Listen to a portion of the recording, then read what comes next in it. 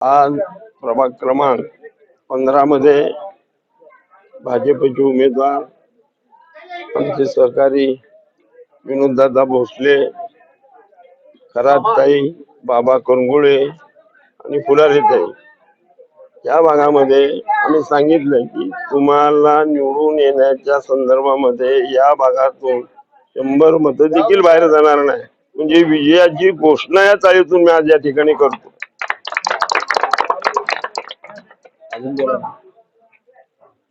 या भागामध्ये माननीय देवेंद्रदादा कोटे यांनी या सोलापूरच्या विजन काय आहे हे माननीय मुख्यमंत्र्यांना सांगितलं.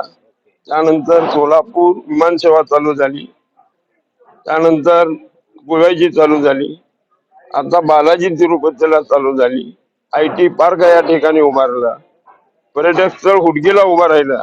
त्या सुधारण्याच्या दूतामध्ये सगळ्यांनी एक असा विचार केला की आपल्या प्रभागाचा विकास, शहराचा विकास करायचा असेल तर आपण भाजपला मतदान केलं पाहिजे.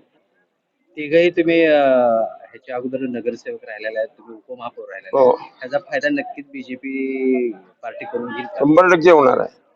मी काँग्रेसमध्ये होतो, विनोद भोसले काँग्रेसमध्ये होते, फुलारीताईनं काम केलेलं आहे. म्हणजे चारही नगरसेवक जे आमचे या भागातले आहेत ते सगळे राजकीय वारसा नसलेले आहेत, पण कामामुळे त्यांची प्रतिमा या शहरामध्ये प्रभागामध्ये तयार केली.